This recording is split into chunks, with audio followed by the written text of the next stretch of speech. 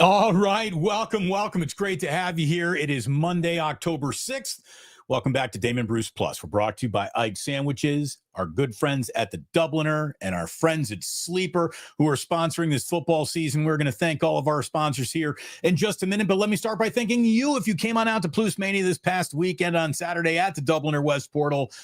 Thank you so very, very much. It was great to see so many people come on through. I can't even tell you how much it appreciates. I appreciate you supporting the show and actually getting together and becoming friends with one another. It's one of the coolest things I've ever been able to do in my career. It really is, putting people together. So thank you so very, very much. Thank you to JJ Rader. Thank you to Joe Sullivan, the Ganja Jar overflows. Thank you, boys. Really, really appreciate it. Joe Sullivan in his, in his pick. And look at this clean shaven guy right here. You meet Joe Sullivan. It's a different story. It's Grizzly Adams, but my guy right here. Thank you so very, very much. And to our man Jude, who came on in and had a great time spinning. Dude, Jude was our DJ. He brought more records than you'd need to have a 4-day-long musical festival. He was awesome. Thank you so much, Jude. Thank you to your nephew, your cousin, whoever that was with you. I really appreciate everyone coming on out. Thanks to Kenny at the Dubliner and everyone who hosted us. It was just fantastic. And I got to tell you, we were supposed to get a whole bunch of Ikes delivered. That delivery got screwed up. I got to send a very terse email to people that I put that order in with. I even texted Ike about it. I'm like, dude, the sandwiches we ordered never showed. And he's like, oh, no, I can't believe that. Maybe they delivered them to the other Dubliner. There is another Dubliner in San Francisco. This is why we Dubliner West Portal. But I don't think that was, I don't know. Either way, Dubliner West Portal, thank you to you. Thank you to Ike's. And thank you indeed to our friends at Sleeper. Right now, if you go to Sleeper, you are going to find more live information being spat back at you than any other site you're going to find out there, which is why Sleeper is the #1 fastest growing fantasy website in the world right now. The user interface is unbelievable. Don't bet on Brian Robinson Jr. to go over 25 rushing yards, and you should be good over on Sleeper. What I need you to do is use the promo code right now that is in the top of the description of this video. You check that out. You use promo code Damon, and you get a $100 deposit on your first match, up to $100 over on Sleeper. So thank you very much. Thank you for being a part of this. Thank you for buying merch, showing up, supporting what I do. Stacy Leo, your banana nut bread. If you're in here, Stacy in here. She brought banana nut bread. It was freaking delicious. Otis, we did miss you. I thought for sure we might be seeing you. Great to have you there. It was so good to see Chef A. Chef A tried to recruit me to watching WNBA games. I said, I love you, darling. Stop it. Hopefully, Red Jet will be there next time around. She's like, I had an appointment in San Francisco, but it was early that morning. Had to get back to the East Bay. I get it. You cross a bridge once. That's enough in a day. I get it, Red Jet. But hopefully we will see you at the next one. And yeah, you're right. The banana bread was bomb. Even Chef A is endorsing it as well. Oh, my goodness. That was good. Oh, my goodness. What a weekend it was for the San Francisco 49ers. Everything that could have broken in their direction. When's the last time the Breaks didn't beat the boys? Seriously. When's the last time the 49ers looked around and said, maybe God has not tossed us into some forsaken land that we don't return from? What a weekend it was for the 49ers. Once the Tennessee Titans completed that comeback to beat the Cardinals, like I was talking with Larry on Wake Up this morning, like Kyle Shanahan's got to be a little bit like us, right? He's got a group of inner circle friends that he texts, maybe not even other coaches, people that he knows with the football, but like Kyle has got a high school buddy, right? A college buddy who he's like, man, did you see the Cardinals lose? Like, they had to have been pretty excited around the 49ers to look at the way the NFL unfolded. As soon as Arizona dumped one to Tennessee, Seattle lost at home to Tampa Bay. You had the Eagles losing, leaving the NFC without an undefeated team. I mean, everything that you could have wanted. And then as we start talking about, well, are the Niners ever going to make a trade here? Are they going to try to replace Nick Bosa with a couple of little moves? One big move with Cincinnati and Trey Hendrickson. What can be done? What can be done? Well, all of the dance partners that you might have out there when you start talking about trades, they all lost as well. The Dolphins, the Jets, the Giants, the Saints, the Bengals, and even, yes, the Las Vegas Raiders, who we all know never line up to do business with the 49ers. There's just too much bad blood there between ownership. But even the Raiders lost. I don't want to start the Max Crosby conversation. That's not happening. But you want to talk about Max Crosby? Max Crosby for Brock Purdy, straight up. Who says no? I'm just kidding. No. We're not doing it. We're not. No. We're not doing it. We're not doing it. But really, a perfect weekend for the 49ers in terms of how the entire world broke around you. And then all of a sudden, you start looking ahead to Tampa Bay. And you're like, God, this is a really big game. This is a big game because obviously both teams are 4-1. Both teams are atop their own divisions right now. Both of these teams are 3-0 on the road right now. It's big for all of those reasons.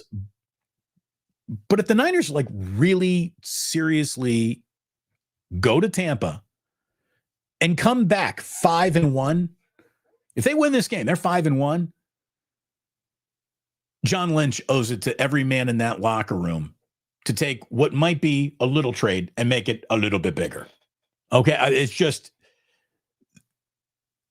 with a win in Tampa, a big trade could become a huge trade. I think they're going to make a big trade either way. Well, what that is, we don't know. But if they are 5-1, there's no reason to let any of your internal problems like continue to worry you that much. At some point, you got to start assessing this team as we are going to get healthier. We are going to get better.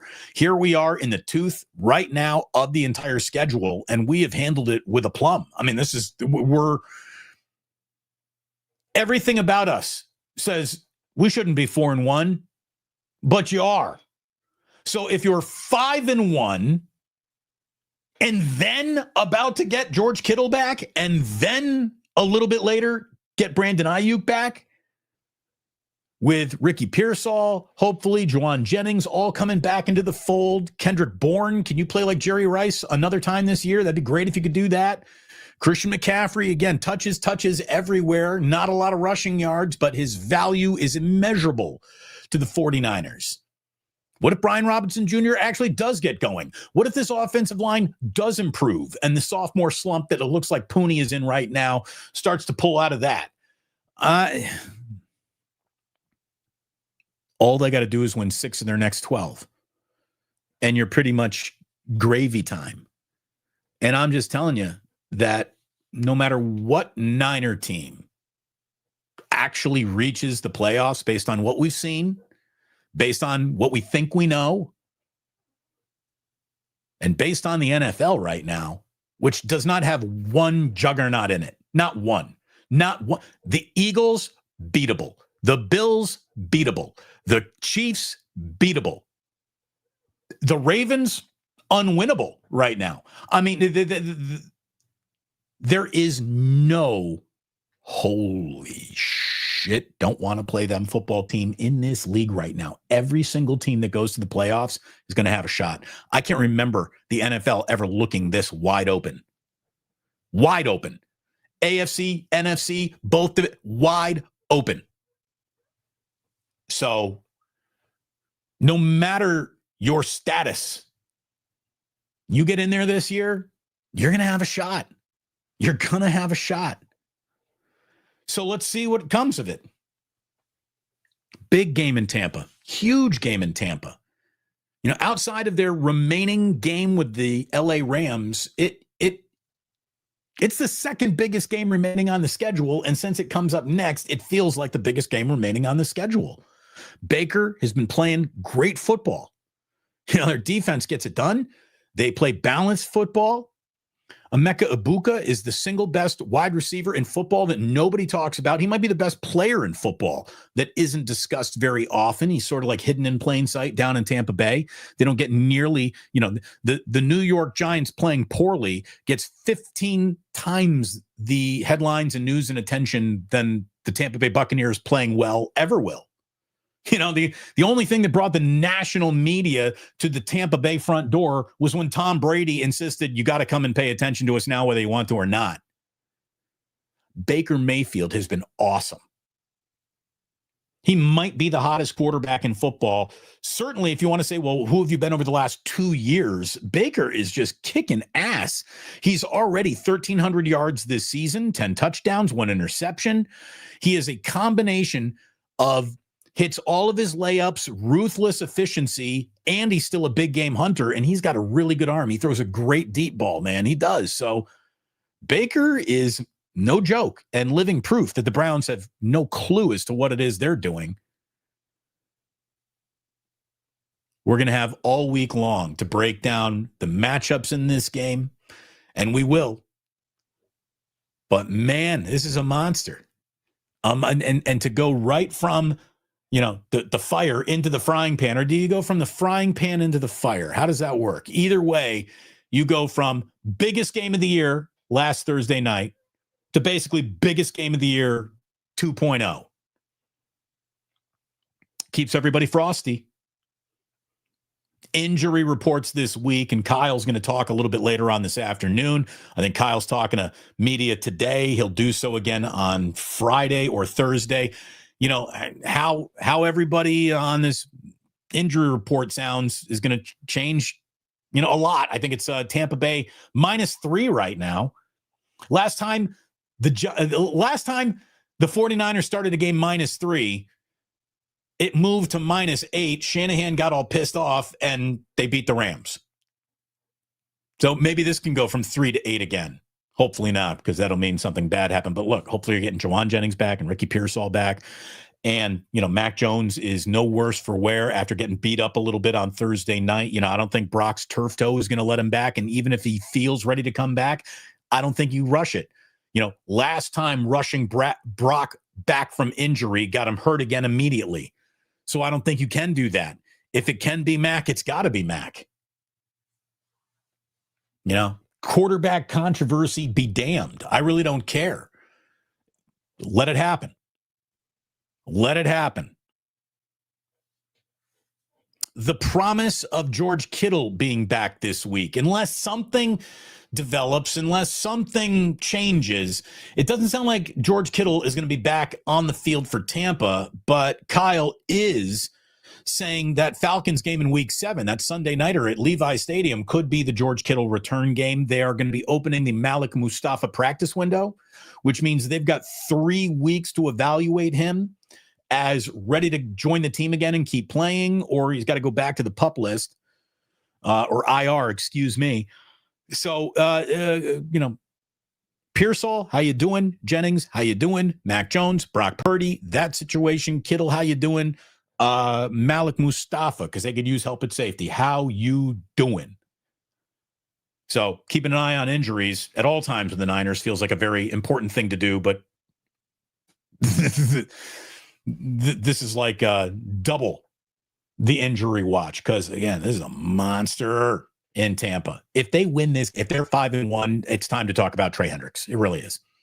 It's time to go from, we're going to move some pieces around the margins here. It's time to go, like, not only are we trying to bring in a killer defensive end who can fill the shoes of Nick Bosa, we're also maybe looking to add a little bit more dynamite to this offense somehow, some way. Like, you get aggressive at 5-1 in a wide open year. I think you have to.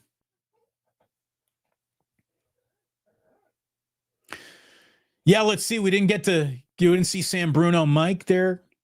We did get Irwin, though. Irwin bring in another beautiful bottle of whiskey. I can't wait to open that one. Thank you very much. Chef A, I like the Baker Mayfield commercials too. I do. You can tell. You can just tell that Baker Mayfield is either got great representation or is really the good guy that he comes across in those commercials. Again, he's got a little red ass to him. I like that about him. I do.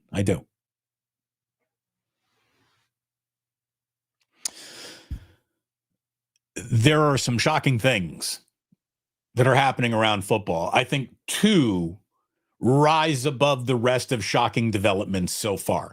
And look, the Niners aren't far away, because given the circumstances, the Niners have no business being 4-1. Shanahan's done an amazing job, even though half of you want him fired at all times. I get it. He's done great. The Indianapolis Colts look for real. Indiana Jones is happening. Like, Daniel Jones is not being carried by a really good running game and Jonathan Taylor and a defense that's over exceeding right now. No, he is driving the bus very much. He's got a really good offensive line in front of him, some playmakers, and he is right there among the NFL's passing leaders right now. Daniel Jones, again, who is living proof that Team X really doesn't know how it's doing. The fact that Baker Mayfield is no longer in Cleveland or Daniel Jones was moved on from New York and in his very first stop, which is hardly this model of, yeah, we get our shit together here in Indianapolis. We're a well-run franchise. It's not been like that. For him to immediately right the ship. I don't know. Is that an indictment on Brian Daboll and the Giants? Maybe. I don't know. It just felt like that time did come to an end. But, man, the first chance he gets somewhere else, he looks really, really good. The career turnaround that very few people were betting on is happening. And they got a lot of defense. They got a lot of vibes. Again, they got a hell of a ground game. Colts look for real. I'm going to tell you this, though. Every single Colts season could have a 5-game losing streak just baked right into it, out of nowhere. Comes out of nowhere. Anybody hurt? Any real reason for it? Nope. Just all started going wrong. And they tried to get it back in the can, and they didn't. That's an awful lot of Indianapolis Colts seasons. For half the year, hey! Then the other half of the year was,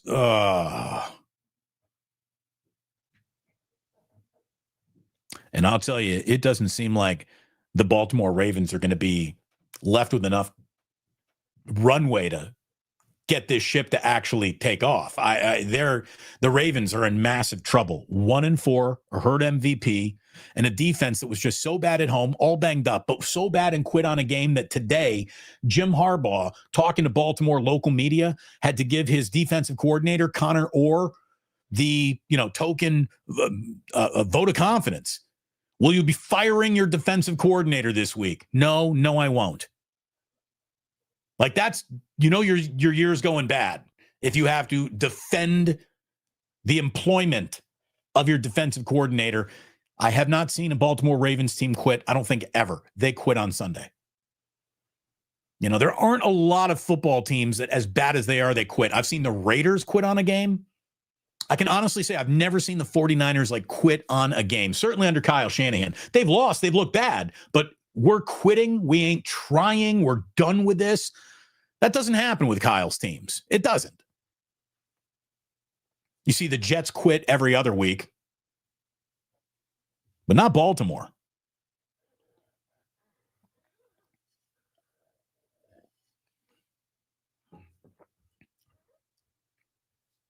Looks like Jackson Dart isn't the best thing as sliced milk. Sliced milk. Either, I don't know about that, but Tuba Sun God, it's his second game. Like, there will be ebbs and flows. Hugh Oski Bear, who we got to meet for the very first time. My wife, again, a little Oski Bear herself. We got to meet Hugh Oski Bear there. Now I understand what it's like to know Smiley Dan. He's got to be one of the coolest, nicest people I've ever met. His smile and vibes are infectious. I'm telling you. Don't sleep on the Dan, Steely or Smiley. Greatness is there. Great guy. It was great to see Michelle Haberman. Told her to take her Oregon Ducks and just piss off. We're at war the rest of the week. It was nice to see you, Michelle. War's on for this week. Go Hoosiers. By the way, we got some supers here. This is Daniel saying, I had a blast. Lots of drinks. Bruce and Jillian are awesome people. Also great meeting JJ Rader, Haberman, probably forgetting others. It's the Iceman. The Iceman. It was great. It was great to meet Iceman, too. We finally met him. But it was awesome. It was an awful lot of fun at Plus Mania. It really, really was. Again, Joe Sullivan. Look at that fresh face. Just fresh as a daisy, Joe Sullivan. You meet him these days, something's gone wrong. But Bucks look beatable on Sunday. No Irving, too. Again, it's out there. It's out there for the 49ers. Fuji Simeon. How does the Giants general manager still have a job? Jones, that dead cap space. Yeah, well, Joe Shine might not be long for the world at that position at all. I would agree with this. Jillian, so damn cool. Pretty cool. Indeed. I got a good one there. Absolutely got a good one there. She dressed for Wimbledon, all white. What a vision. I said, honey, why are you wearing all white? She says, because we don't have the kids. And I immediately understood it. No woman with two sticky little grubby hand kids at the ages of 6 and 4 can wear all white around those kids. She'll look like FBI fingerprint blotter. Like it just, she's like, I've had this thing for months. I haven't been able to wear it. I'm like, well, now's the time.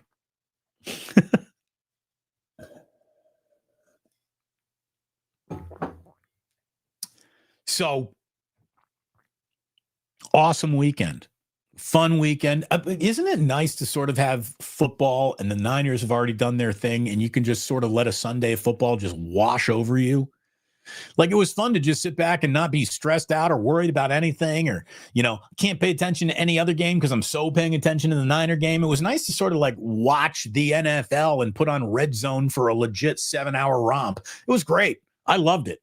It was also nice to be a little bit on Saturday. We were going to Plus Mania in the evening, so we spent the morning with the boys, so I really wasn't all over college football. It was nice to be surprised by something. How about UCLA beating Penn State? They actually let James Franklin fly back to Happy Valley.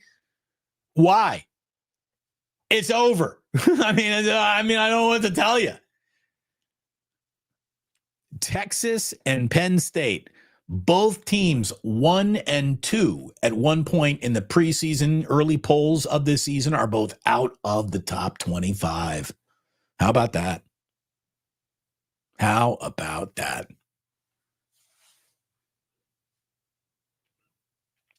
I want to talk a little bit about the Raiders. Because I tell you, when the Raiders were here in the Bay Area, there were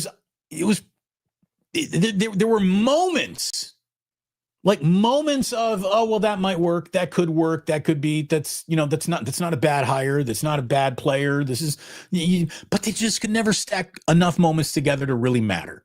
And the one moment that they did is the moment that Derek Carr broke his ankle and you had to go to Houston Texans, go a playoff game in Houston with a third string quarterback. It sucked.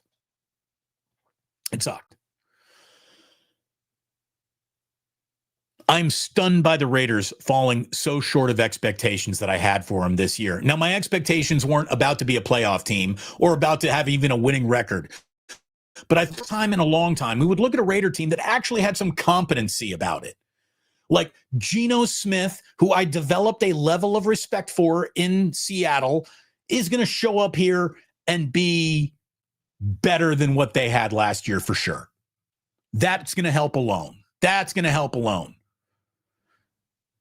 And Pete Carroll, again, long in the tooth, maybe out of good ideas, but Pete Carroll, new situation, right vibes, setting the tone, building a culture. I liked that. I did. I liked the way that looked like it was about to fit together. Then I liked Gianti. I liked some of their players. I like Bowers. The Raiders had this might get interesting, like air about them. Yeah, that's over now. That's over. The Raiders should be listening to trades for every single guy who's not on a rookie contract. Full stop. This ain't working either. Chip Kelly stinks as offensive coordinator. Pete Carroll maybe being held back by that, or Pete doesn't dive it anymore. I don't know what to tell you, but Geno stinks on ice now. It's time to say goodbye to everybody already. The Raiders need to be looking for their next regime because Pete was a short borrowed time anyways. Carroll was supposed to come in, steady the ship, mean that you have a culture, point you in the right direction, and then you bring in the next young guy to sort of pick up what Pete did over the course of 3-4 years, however a coach that old can be around that long. It wasn't a long-term fix. So if it ain't going to be a long-term fix, and in the meantime, in the short term, nothing's getting fixed, it's goodbye time again. It's goodbye time again. And the Raiders really they just need to strip this thing down to the studs. So that means Max Crosby's traded. Hey, look, you can win 4 games with or without him, seriously. It's time for the Raiders to take this thing all apart. They're still 2 or 3 years away, which in football is a lifetime. Again, the 49ers should call about Max Crosby. Mark Davis isn't going to take the call. I don't even know if they could make it work or fit at all. The dead cap hit is probably going to prevent the Raiders from actually doing that. They're just like permanently screwed. I don't know. And it's easy to say, well, it's Mark Davis's fault. I mean, how involved is he even anymore? Isn't he just banging hot, young, blonde yoga instructors and saying, Tom Brady, you go try to steal as much information from team meetings as a broadcaster as you can around the NFL, bring it back? It's not helping. It's not helping. You know, Tom Brady isn't able to overcome the Raiders' stink. Allegiant Stadium. You know, I'll never be happy that they left the Bay. They should be in Oakland right now. The Raiders should be in Oakland. But then you go to Las Vegas, you see Allegiant Stadium, and you're like, I get it. I get it. It's an awesome stadium. It's twice the stadium of Levi's Stadium. It's so cool. Looks great. You know, they got the Al's eternal flame torch there. It's a cool stadium. It's supposed to be working better than this. Again, Chef A is trying to recruit me to watch the WNBA. The only thing I can tell you about the WNBA is there's so not anything going on over there that Mark Davis can win a championship in the WNBA. That's how easy it is to win a championship in the WNBA. Mark Davis has done it. I don't care. It's over again. You know, how many seasons can end before you get to week 6? Looks like another. You really want to go back to the fork in the road that meant even your arrival in Las Vegas isn't an indication that anything is going to really change here, that soft ownership is always bad ownership, and say whatever you want about Mark. It's soft ownership. It's soft ownership because it doesn't know what it's doing. And when it actually finds something, they'll let public pressure talk them out of it. Mark Davis should have gone through that entire John Gruden email scandal, basically shrugged his shoulders, said, you know, I really don't give a fuck that he used an N-word in an email because he's winning games for us. I'm going to suspend him 2 weeks symbolically, and then it's right on with business, and this thing will be out of the headlines, and everybody likes Gruden anyway. So having him remain as the coach is going to work out, and I'm going to do it. Nope. He bowed to public pressure. Gruden had to go, and the best chance that Mark Davis had at saving his franchise was gone right there.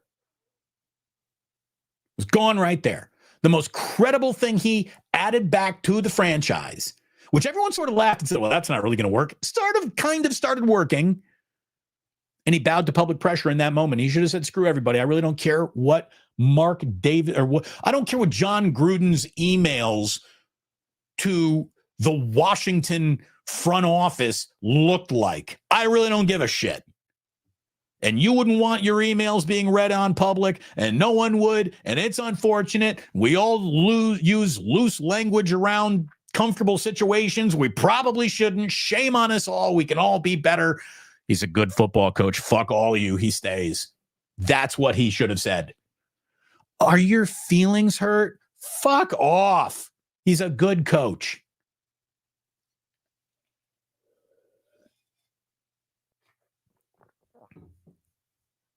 Rita Thomas. The Raiders have announced that the new Raiders logo is going to have 2 eye patches. Coach Madden rolling in his grave.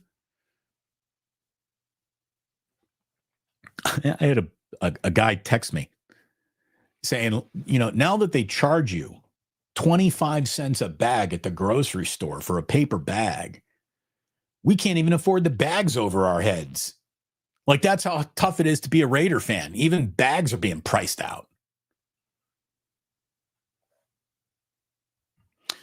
Thomas Selman said, I had a Guinness in Georgia to celebrate Plus Mania. Fantastic. I bet you it wasn't as good of a poll as you get at the Dublin or West portal. But Thomas, thank you very much. You were there in spirit for sure. Fuji Simeon says maybe Cignetti will go to Penn State if that job opens up. I'm going to tell you right now, if Curt Cignetti had been at Penn State as long as James Franklin has been there, he'd have a national championship already. Cignetti at Penn State means they win a championship. Cignetti at Alabama has already won multiple championships. Cignetti at Ohio State never loses to Michigan.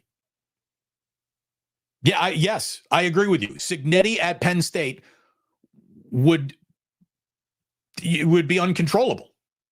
But you can't have him. He's staying in Bloomington. We'll pay him $5 million more than they will in Happy. Indiana didn't even know what football was until Cignetti got there. They really like what it is. Still messed up after that Penn State loss. It was something else, man. It was something else. Again, thanks for the supers. Thanks for the love. Thanks for the support. 2 eye patches. Irwin. Yeah, it's the hear no evil, see no evil, speak no evil. It's just a mess again. It's an instant mess. Like they didn't even really have more than like 2 games of, ooh, maybe this is going to, nope, instant mess again.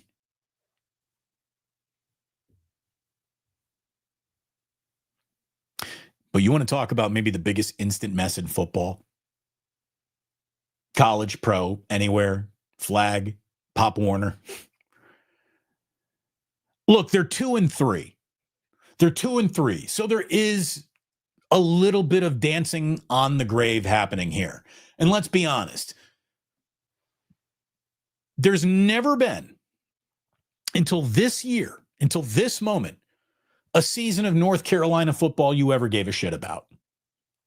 Unless you're a Tar Heel alum, then you care.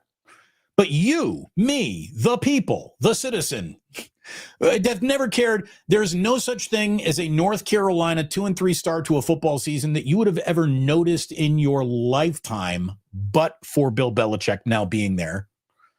I will say this, 2-3 doesn't sound as bad, but when you look at the way that they have played, the losses and the vibes are among the worst in college football right now surrounding Bill Belichick. This is going to go down as one of the all-time screwed up the end of your career coaching blunders, sports blunders, maybe ever. It's killing Bill Belichick's reputation between his call girl level, clearly transactional girlfriend who seems to be calling all the shots, his petty now feelings towards anything that happened in New England, and how bad this all looks. Again, you're supposed to be the greatest college football coach of all time. And you're supposed to be the greatest football coach of all time. And NIL means bringing the talent immediately. We don't have to wait several years here. Again, Cignetti showed up in Indiana and turned the worst college football team into a playoff participant. If that can happen in Bloomington, Bill Belichick should have already won 3 national championships at North Carolina. You know, I mean, what is just so petty about this whole thing? And I saw this from a guy named Ross Martin. Ross Martin is a college football editor for CBS Sports. He became an editor of college football for CBS Sports because he ran his own North Carolina Tar Heel website for years. So this guy's plugged in. And he says, according to sources inside the UNC football program, it is a directive from the staff, Bill Belichick. It is a directive from the staff to not post or retweet or tweet anything Patriots related. How petty is that? Because, oh, by the way, the Patriots quarterback is Drake May. Guess where he played college football? Don't you think the University of North Carolina wants to say, congratulations, Drake May. You just won the single biggest game in New England since Tom Brady left. I could see how that might embarrass Bill a little bit, considering they did not leave at the same time. But that's what Drake May just did. You wouldn't know that Drake May won in Buffalo last night if you were looking through the UNC Twitter handle to find so. I mean, my God, Michael Penix transferred from Indiana, goes to Washington. And when he gets drafted, I even remember the Hoosiers were like, congratulations to Michael Penix for being drafted in the NFL. I mean, that's what, when you're a college, you always celebrate the accomplishments and success of your alumni, except apparently if you are having success for the New England Patriots and are a Tar Heel alumni, then they won't ever talk about you. It's not happening. That's petty. That's bullshit. That must be Jordan's idea. I don't know. But what a disaster it really is.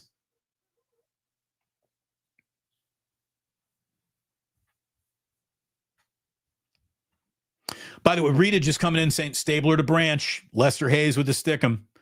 Dude, Cliff Branch was a bad, bad man. I love Cliff Branch.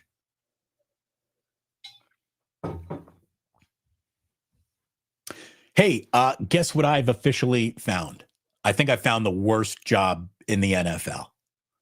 Found it over the weekend when someone admitted to something that I was just, look, so I'm going to tell you this right now. Not a day of my career, whatever this is now, has been spent doing manual labor. If you cover the NFL, you're not doing manual labor. You officially, if you are privileged enough to have a job covering sports for a living, you get to work in the toy department. There's a big, big department store of things to cover. And if you choose, I'm going to cover sports, you work in the toy department. There's nothing really that serious happening ever over here. This is the distraction. This is the entertainment. But there are a few of these entities that just ain't entertaining at all. As a matter of fact, it's got to be the worst job in America. Rich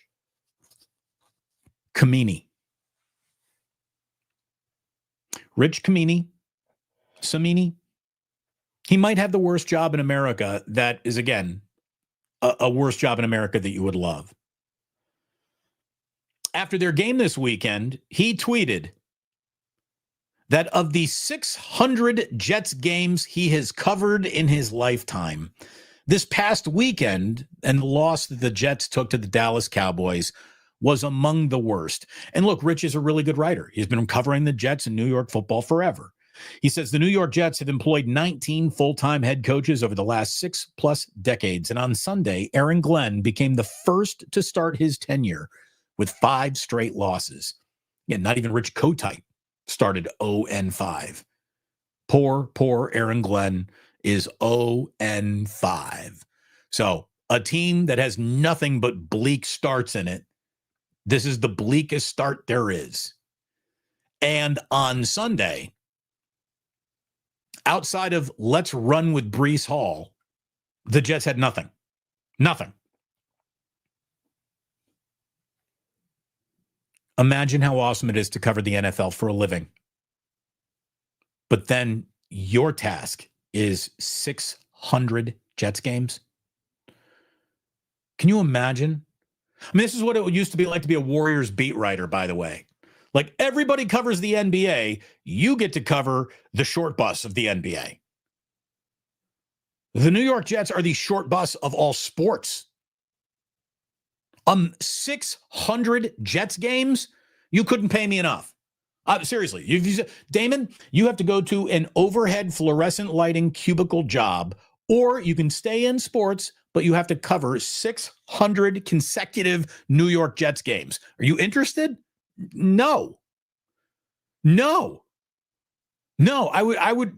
No, I don't want to watch 600. How many man hours of life have been wasted covering 600 Jets games, whether you're being paid to it or not? What's a worse job? What is a worse job than that? Now, Hector, excuse me here, just be glad you're not a Jets fan. Oh, every day, Joe, you got to wake up being thankful for that. Hector J916 says, I don't know, my Sacramento Kings are up there. The Sacramento Kings are a shining example of how to get it done compared to the New York Jets. I mean, that's, yeah. I mean, look, it ain't easy being a Kings fan either, but good God. Washing jock straps has more dignity because the jock straps at least get their job done every week. The New York Jets never do. You know, unless you got a team full of dudes with broken dicks. The jockstraps played well this week.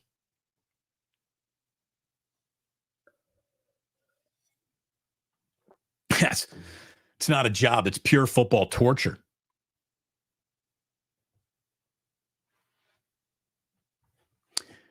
Nick Overman says A.J. Brown complains about not getting the ball enough and then stops running on a route that would have been a 70-yard touchdown for him. You know, it kind of reminds me a little bit of the whole Deebo Samuel, it's not me, it's you thing that he went through last year. Yeah, like, hey, AJ, you ain't helping your own case either. Oh, by the way, Deebo's having a really good year in Washington. But yeah, AJ Brown, talk less, play more, run harder. That's the only way out of this, AJ. Fun day for just turning on the TV in the background. If you're, whatever you're doing, we got playoff baseball today. We got the National League playoffs continuing this afternoon. Dodgers at Phillies. It's a 3:00 West Coast start. LA up 1-0 in that series already. The Cubs are at the Brewers. 6:00 West Coast start. Milwaukee's up 1-0. History says you go up 1-0 in a best of 5, you are sitting pretty. You're going to win this like 77-ish, 78% of the time. So big games today for the Phillies and the Cubs. If they want to have a shout with their competition in the series that they're in, you better win game 2. These teams really need to win today. So you like high stakes consequences sports? Playoff baseball is all about that. The American League will be continuing tomorrow.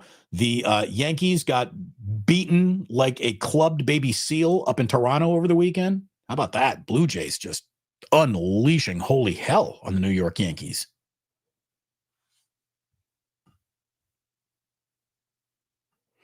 Hand washing cups. Well, nobody's hand washing the cups at this point, right? I mean, you're talking about jock straps. You can't be talking about like coffee mugs, right? I mean, because it's actually pretty easy to wash cups. I mean, look at it this way. All you need is a pair of gloves, and it really doesn't matter, right? It's maybe not the most dignified job in the world, but here I am hosting a show on YouTube. So what do I know about professional dignity? but yeah, that's rough. Rita's coming in. Clarence Davis, Sea of Hands, Casper, Holy Roller Game. Rita just having some serious Raiders flashbacks today.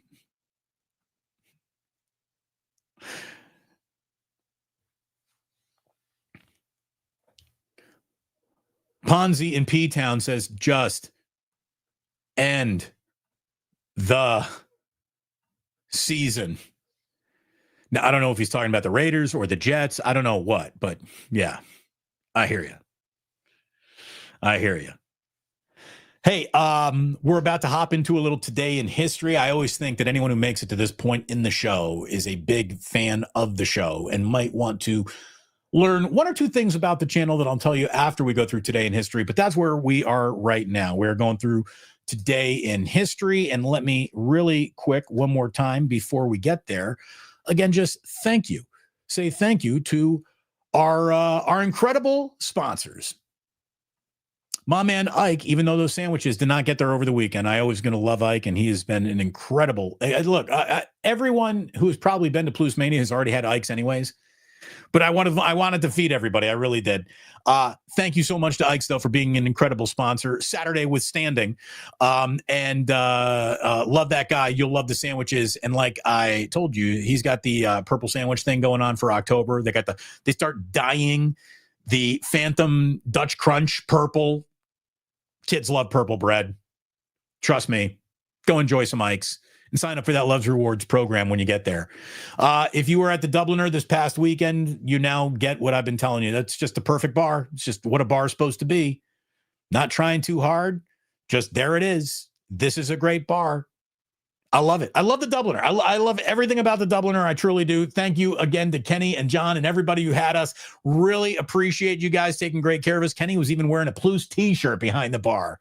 really got all dressed up for me. Thank you so much, guys. It was an awful lot of fun. And thanks again to everybody who came on out and partied with us. Have a fantasy party over on Sleeper. It is the world's fastest growing fantasy app. The user interface is really something else. Monday Night Football, big one. We got Jags and Chiefs tonight.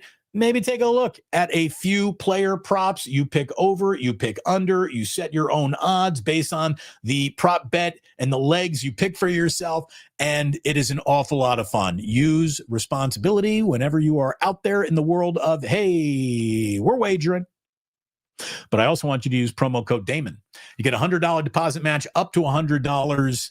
Have fun over on Sleeper. And thanks to them for being a big part of our sponsorship this football season over here on The Plus. So thank you very, very much to Sleeper. Thanks to all of you. Thanks to some people who have picked up some merch this weekend. I'm going to send some thank you emails over the weekend, but really appreciate it. And everyone who walked in with either banana bread or jars of weed or just your own personalities. Thank you so much for coming out to Plus Mania. It was awesome. We will have more. I can promise you that. We will have more.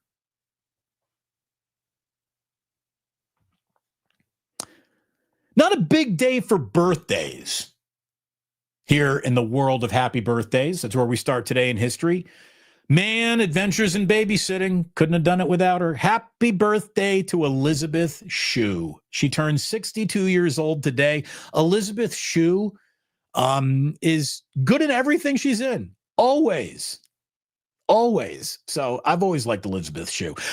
Trevor Lawrence today, by the way, is 26 years old, and he was just in the Bay Area last night. I don't know if the Lakers celebrated. Bronny James Jr. He can go into a bar and order a beer today. Bronny James Jr. is 21 years old. Happy birthday, everybody. Happy birthday. Oh, look at our man, Rob C. Rob, I'd actually wondered if you were still out there. We have not seen you in a while. We didn't see you at Plus Mania. I thought maybe Rob C. has moved on. Rob C. coming in with $100 super chat. That is just throwing a tomahawk at the world. Thank you, Rob. I finally watch you live, and it's all about hand washing cups. What else did I miss? See, I knew you've been away for a while, but Rob, welcome back. Sorry you missed a Plus Mania. Thank you so much for such a generous super. You set the standards in super generosity. I mean, you did this series. That's dunking from the free throw line, Rob. Thank you, as always. And yeah, sorry you had to return for the hand-washing jockstrap show. Sorry, that's your first one back.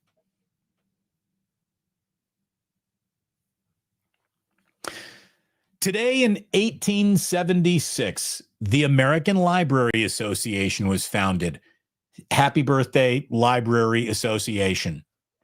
Today in 1948, we had the very first television network soap opera. Soap operas were all over your radio, but in 1948, the first one, it was called Faraway Hill, and it was broadcast on the Dumont Network, which I believe went on to become the NBC network.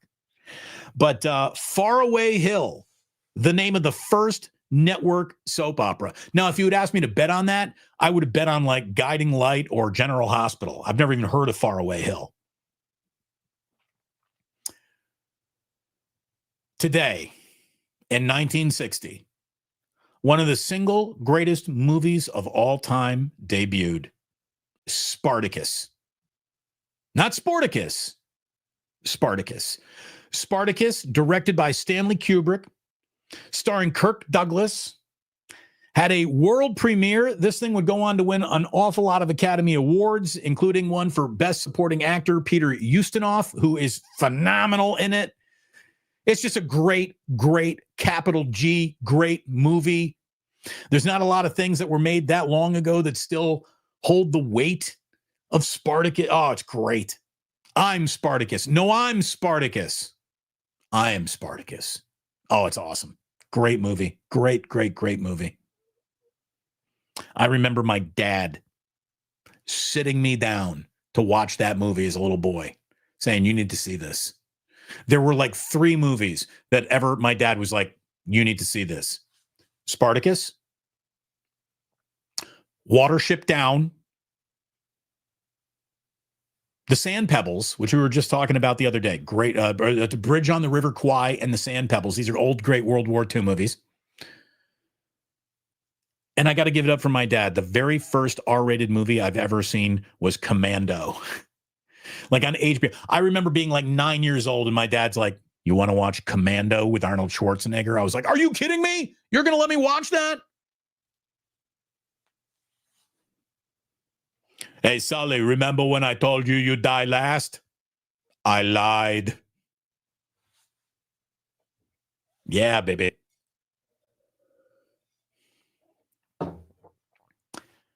Today in 1985, it hit syndication. She was truly outrageous. Jem and the Holograms debuted today in 1985.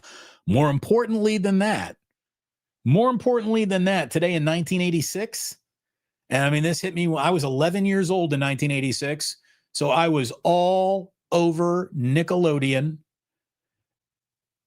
Double Dare.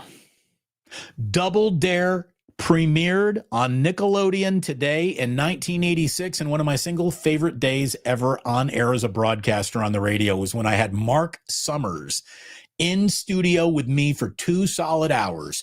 We did our first hour on Double Dare and then our second hour on all the Food Network shows that he's been on and produced. Mark Summers was awesome. Mark Summer was my producer, Albie's uncle. That's how we were able to get that guest. Mark Summers spending a day basically in studio with me was one of my favorite. Yeah. Physical challenges. They still work. Damon Hand Banana says best 80s movie with 100+ deaths, Commando. I mean, you also get like a Rambo in there, Rambo 2. Mark Summers had a great job with Double Dare. Well, one of the things I asked Mark during that interview too was, how often did you have a mother throwing herself at you trying to get her kid on Double Dare? He's like, that happened. Yeah, that did happen. Sam Bruno Mike goes, by the way, I remember that show, Damon. Mark Summers spent most of the day there. Yeah, like my program director at the time came in. He's like, what are we doing?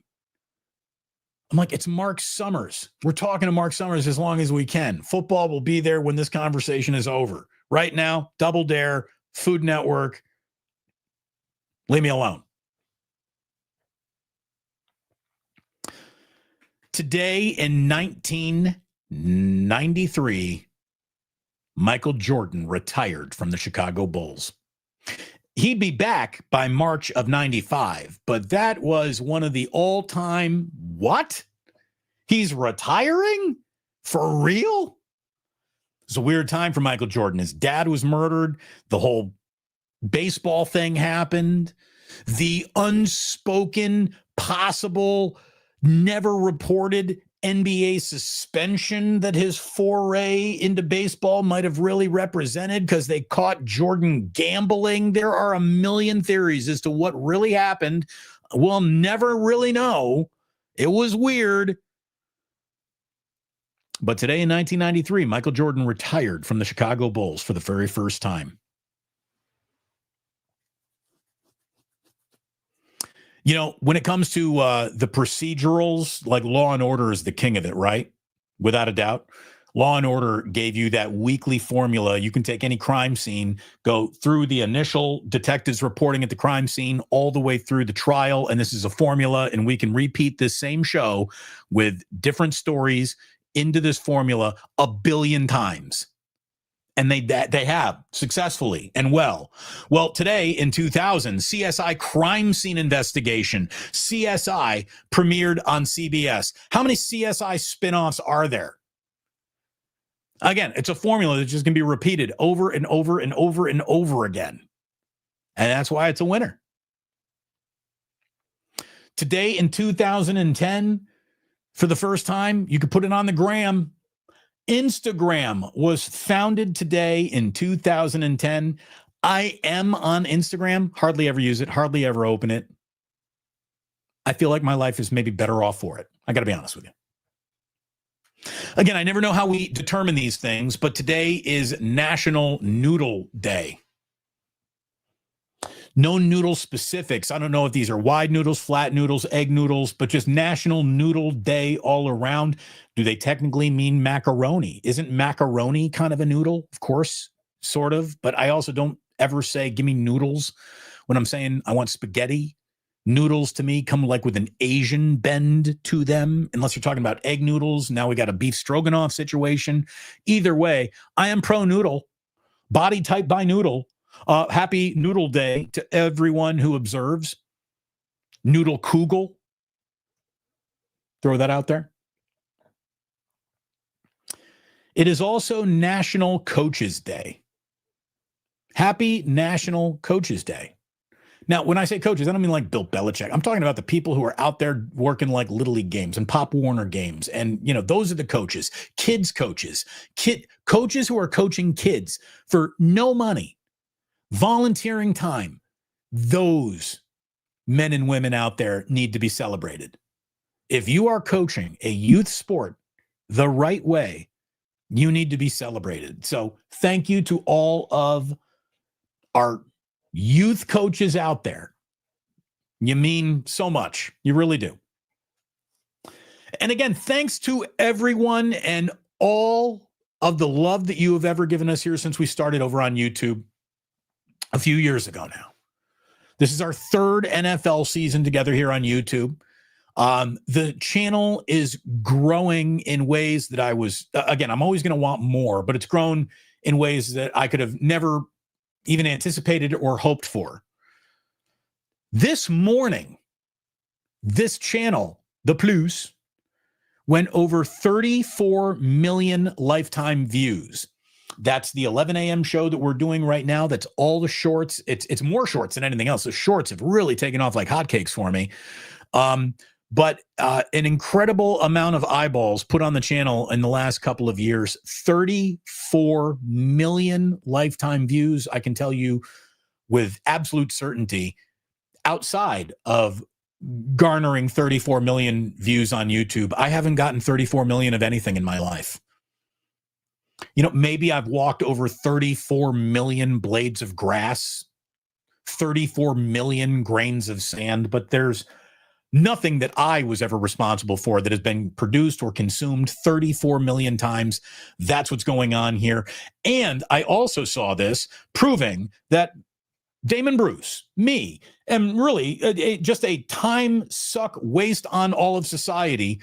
Those 34 million lifetime views have also allowed us to surpass 1 million man hours watched.